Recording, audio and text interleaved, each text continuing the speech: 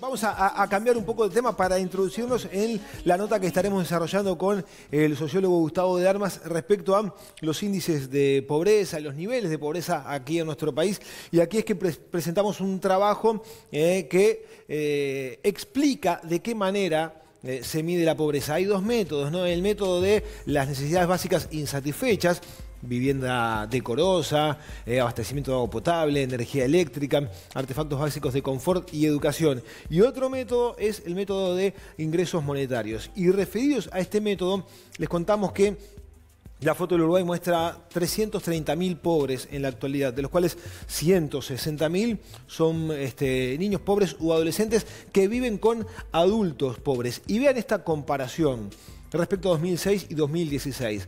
2006, más del 50% de los menores de 18 años eran pobres en aquel entonces, y esa cifra en 2016 se redujo a el 18% de precisamente quienes abarcan esa franja etaria. Estos son datos aprobados por o generados por un informe de UNICEF. Y a propósito de todo esto, el concepto de pobreza que manejamos nosotros a veces no es el adecuado. Muchos decimos, no, yo no puedo porque soy pobre, en fin.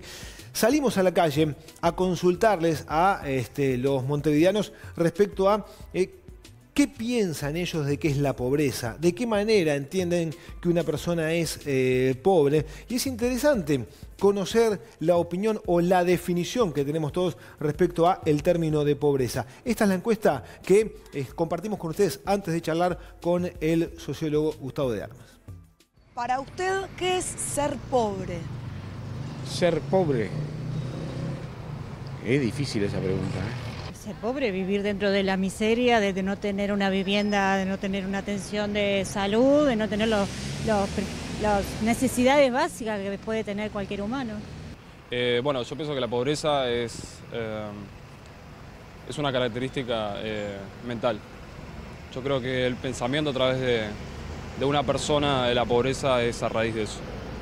Si uno tiene un pensamiento positivo, conlleva una acción positiva que le lleva obviamente a esa persona el salir de esa pobreza, como te digo, mental. Y bueno, en parte pienso que es así, ¿no? Creo que la falta de decisión de afrontar ciertas cosas en la vida, de querer progresar, de querer salir adelante, digo, porque creo que uno se pone los límites. Ser pobre, mira, yo soy más rico que Rockefeller. Ser pobre no es tener nada, ser pobre es no tener alma, no manifestarse desde tu interior, no ser libre, no estar en la vida, eso es ser pobre, no vivir. La riqueza no es tener bienes, son otras cosas. Depende, hay diferentes tipos de pobreza. Está la pobreza espiritual, en realidad, está la pobreza material, depende, o sea, por eso, diferentes tipos. La pobreza material sí es lo que vemos día a día en la calle, que bueno, lamentablemente es así, va creciendo. Y yo, aparte de que puede haber pobreza económica, digo, o sea, se puede vivir feliz aunque no tengas toda la plata y eso. Para mí la pobreza es la pobreza espiritual, la pobreza moral, la pobreza de principios, la pobreza que estamos sufriendo cada vez más, en no dar los valores a las cosas que realmente tienen valor. Hoy es rico, no es rico el que tiene todo, sino el que nada le falta. Y eso se consigue en la familia. La familia que se sienten en una mesa a comer, todos juntos, sin teléfonos, sin nada. Eso para mí es la verdadera riqueza que la tenemos que conservar porque cada día la estamos perdiendo. Bueno. Muy bien, bueno, muy interesante siempre escuchar a la gente brindando su opinión. En este caso la pregunta realmente era muy compleja, porque no es fácil que en la calle te aborden y te pregunten al respecto de, bueno, ¿cuál es tu definición o qué crees que es la pobreza? Sin embargo, me parece que eran muy elevadas las respuestas que brindaron bueno, iba a decir los televidentes, pero son las televidentes personas en la vía pública. En realidad abordando desde el punto de vista emocional, espiritual, de la escala de pero valores. Pero profundas, ¿no? respuestas, Claro. para semejante pregunta. Pero ahora realmente hablemos interesante. De la pobreza en cuanto a la escasez de recursos, no cubrir las necesidades básicas del día a día.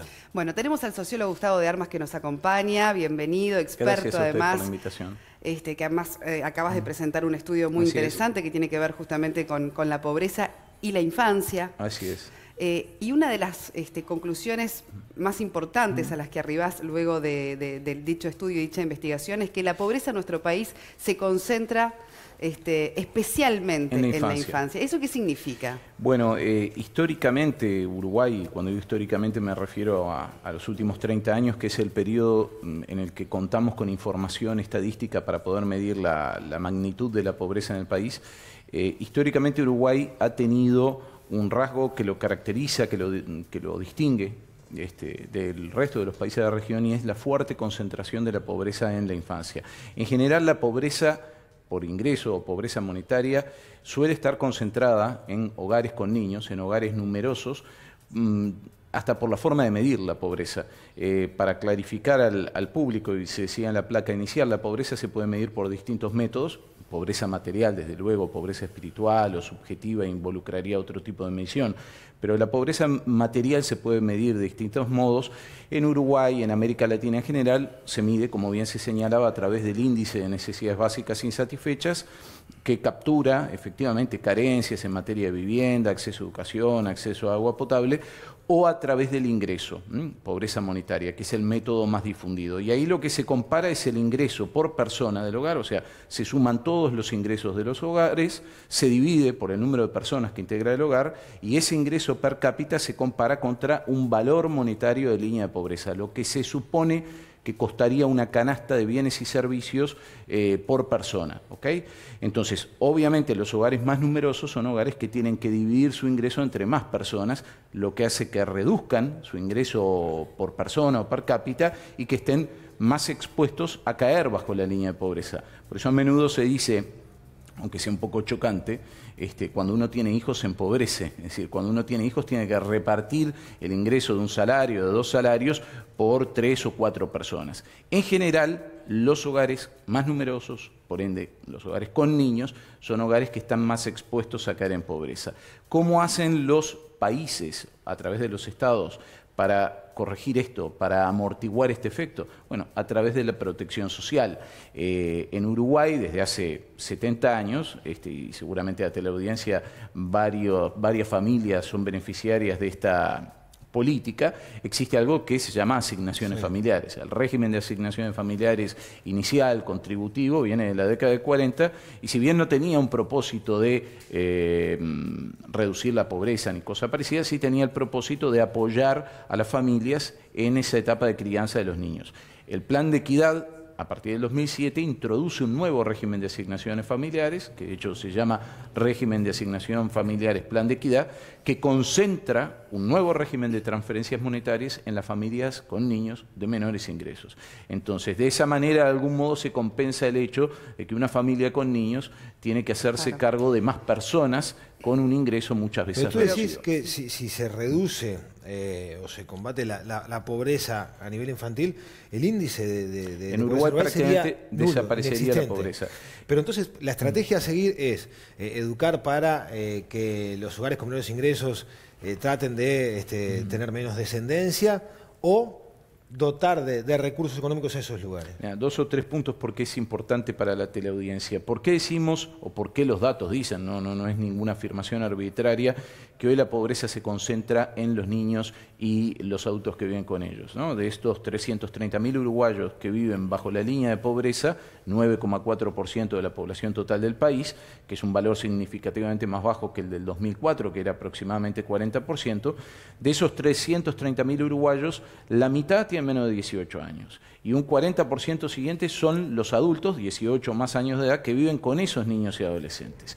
Esto se explica porque la pobreza bajó muy fuertemente en los adultos y particularmente en los adultos mayores que no viven con niños, ¿no? Adultos mayores me refiero a 65 más años de edad, grupo en el cual la pobreza bajó del 18 al 2%. Entonces, por eso Uruguay, si eliminara la pobreza en los niños y por ende en los adultos que viven con ellos, prácticamente se encontraría con la erradicación de la pobreza. ¿Cómo se consigue eso?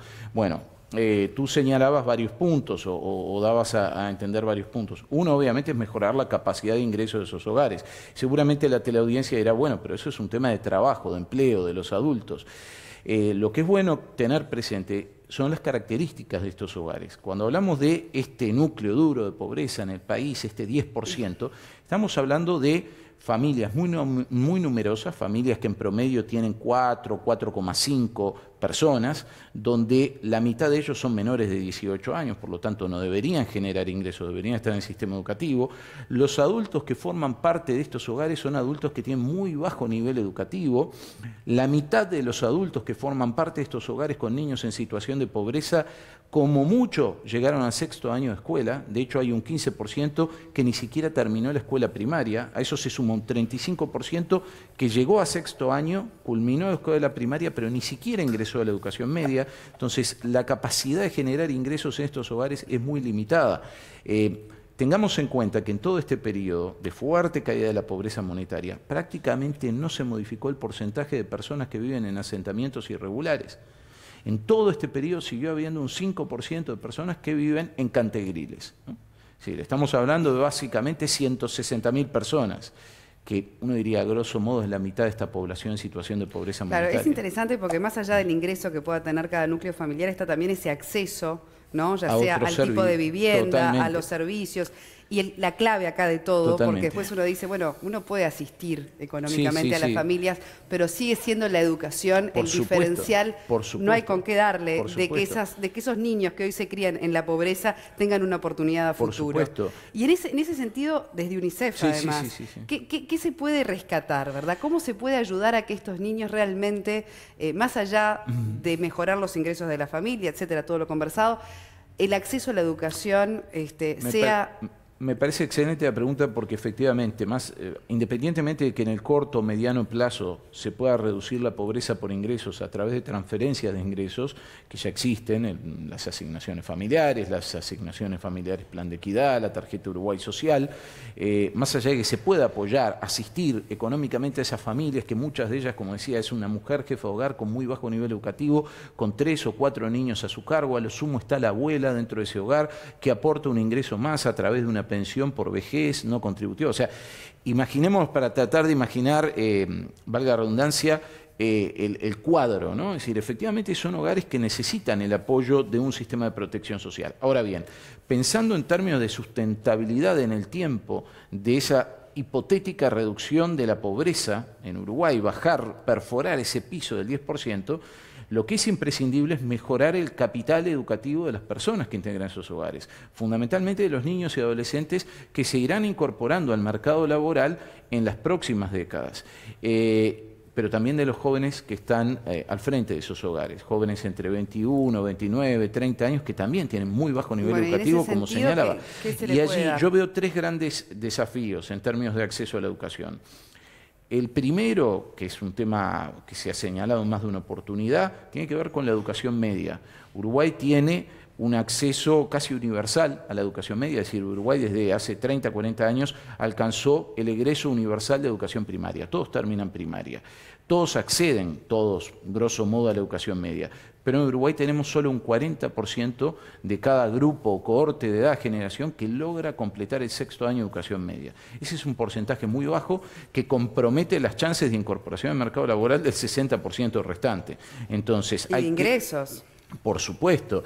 Pensemos que si es difícil hoy, 2017, incorporarse al mercado laboral con primero, segundo, tercero, a lo sumo educación media completa y no más que eso, imaginemos el mercado laboral del 2030, ¿no? Entonces, obviamente, si queremos que esos futuros adultos, niños del presente, adolescentes del presente, se incorporen al mercado laboral en mejores condiciones, universalizar efectivamente la educación media, que todos o casi todos logren completar educación media es la clave. La inversión en la primera infancia, la estimulación temprana. Está más que demostrado desde el campo de la neurociencia que el desarrollo infantil temprano, que se da entre la etapa de gestación y los 3 primeros años de vida, es absolutamente determinante de toda la trayectoria educativa de un niño. Entonces, la fuerte inversión en la primera infancia, y ahí se puede mencionar Plan CAIF, Uruguay Crece Contigo, una serie de políticas que se han ido encadenando en los últimos 25 a 30 años en el país. Y en tercer lugar, en relación a educación, y yo insisto siempre en esto, no olvidarse de los jóvenes que tienen muy bajo nivel educativo, que son los padres de estos niños en situación de pobreza en Uruguay, que abandonaron el sistema educativo hace 10 o 15 años y que tienen un nivel educativo bajísimo y que teóricamente van a seguir estando en el mercado laboral de una u otra forma en los próximos 20 o 30 años. Si pensemos que hoy, si uno toma la población de 21 a 29 años de edad, más o menos 500.000 de uruguayos, un tercio de esa población, 150.000, no logró completar ni siquiera el ciclo básico de educación media. Formación? Totalmente. Pero Uruguay, hay planes. Hay planes a través de INEFOP, a través de la educación formal. Tutores, en fin. Hay planes, van orientados en la dirección correcta. Yo lo que digo es que tal vez no nos hemos dado cuenta aún como sociedad la magnitud cuantitativa de ese desafío. Que Uruguay debería tener casi una cruzada de segunda oportunidad educativa para esa población, que no es para 10.000, 5.000, 20.000. Debería alcanzar por lo menos a 150.000. Pero ¿cómo sería cambio de plata? Digo, perdón, que ¿cómo motivás, a una persona de 24, 25 años que ya tiene una familia formada, que trabaja, que no le alcanzan los recursos para además apostar a un estudio? Muy interesante la pregunta. Dos respuestas en ese sentido. Una de carácter informativo. En los últimos años ha ido creciendo el porcentaje de jóvenes que logran completar la educación media superior, sobre todo en el tramo de 25 a 29 años. Allí llegás al 42, 43, 45%. La hipótesis que entre quienes se dedican a estos temas, a investigar temas de educación, circula, es que probablemente hay muchos jóvenes que a esas edades, frente al desafío de incorporarse al mercado laboral y chocar contra un muro cuando tienen una escolarización baja, se reincorporan al sistema educativo, en liceos nocturnos, por ejemplo, donde hay un nivel de egreso alto. Entonces, yo creo que motivación existe y tal vez no es tan necesario que haya una suerte de beca o contraprestación económica, sino una oferta educativa para la reinserción de esos jóvenes, que no puede ser volver al liceo tradicional a sentarse al lado de un chiquilín de 14 o 15 años, y que además debería tomar en cuenta o acreditar el nivel de formación que esas personas de una u otra forma han ido logrando en el mercado.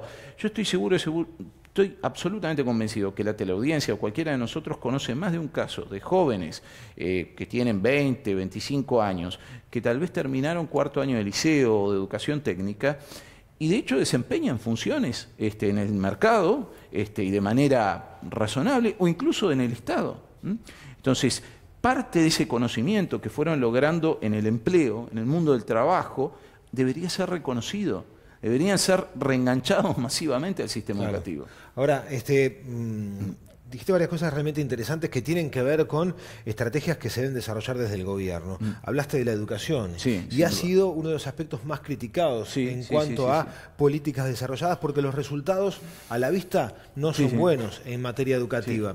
Pero a su vez también la estrategia desarrollada por estos gobiernos, sobre todo de la Asociación del Frente Amplio para reducir la pobreza, son exitosos porque los números están a la vista. Pero ¿bajo qué costo?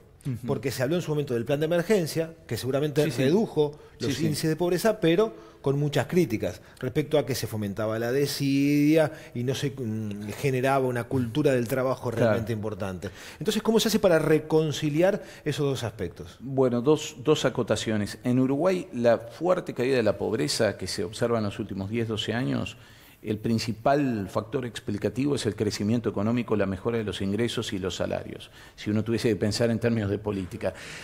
¿Y a qué me refiero? En 2004, grosso modo, había 1.300.000 uruguayos que vivían en hogares con ingresos por debajo de la línea de pobreza. Hoy en día, grosso modo, son 300.000. Ese millón de uruguayos que salieron de la pobreza básicamente son los que cayeron en la situación de pobreza entre el 2002 y el 2004, producto de la crisis del 2002, del aumento del desempleo hasta el 20%, del aumento de inflación en el segundo semestre del 2002 luego de la devaluación, es decir, hogares de sectores medios que en un contexto de crisis caen en situación de pobreza porque uno de los dos adultos que perciben ingresos dentro de ese hogar tal vez queda desempleado, porque los precios aumentan por encima de sus ingresos o salarios. Esa población va a salir de la pobreza cuando hay crecimiento económico fuerte y sobre todo cuando hay políticas proactivas vinculadas al empleo. Ahora, hay un núcleo duro de pobreza en Uruguay, esto es muy difícil probarlo empíricamente porque la encuesta de hogares no sigue a una muestra a lo largo del tiempo como para ver si las mismas personas se mantienen a lo largo de 10 o 15 años en situación de pobreza,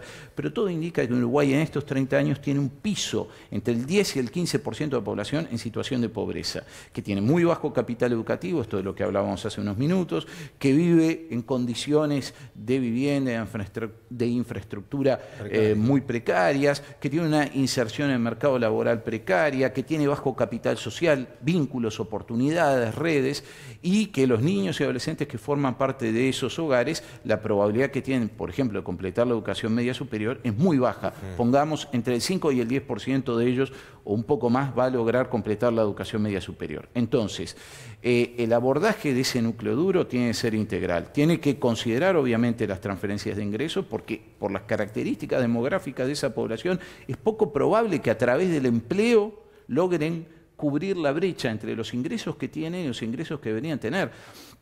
Y tenemos que darnos cuenta, no estamos hablando acá del hogar promedio uruguayo, estamos hablando de hogares muy infantilizados. Son, no todos, pero muchos de ellos hogares con una mujer jefa de hogar, con bajo nivel educativo, con voluntad de trabajo, pero que a lo sumo lo que puede conseguir son changas o algún empleo formal, con un adulto mayor que apoya a esa familia, que vive ahí adentro y lo apoya con la pensión por vejez que cobra del BPS, y donde hay 3 o 4 adolescentes.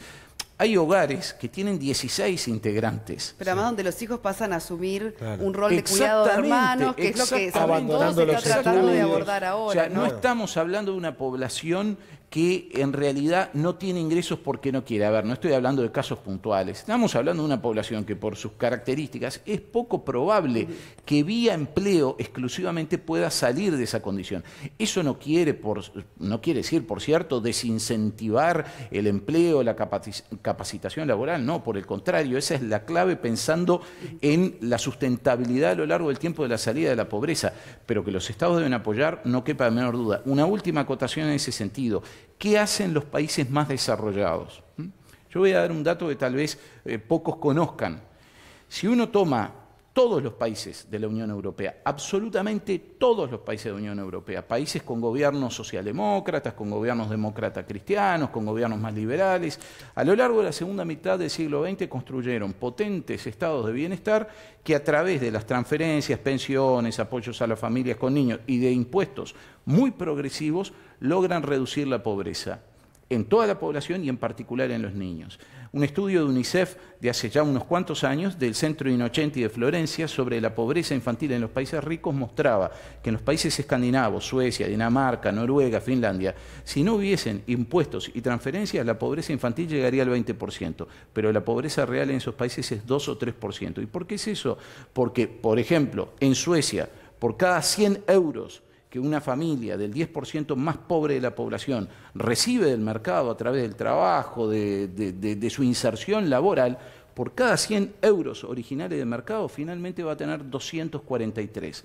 La diferencia, ¿cómo se explica? A través de transferencias del Estado.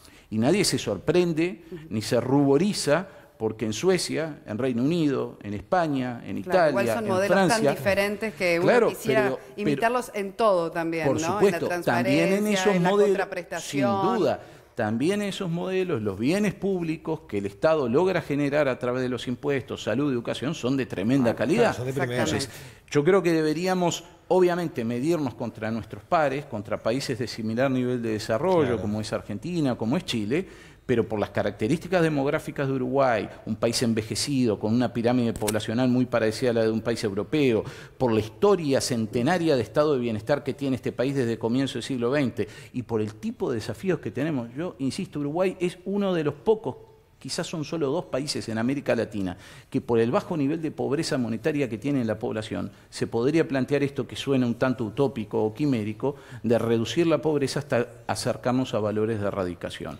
Muy bien, muchísimas gracias Gustavo de Armas, sociólogo, por habernos acompañado y además, bueno, dar cuenta de esa investigación tan interesante desarrollada para el Fondo de Naciones Unidas.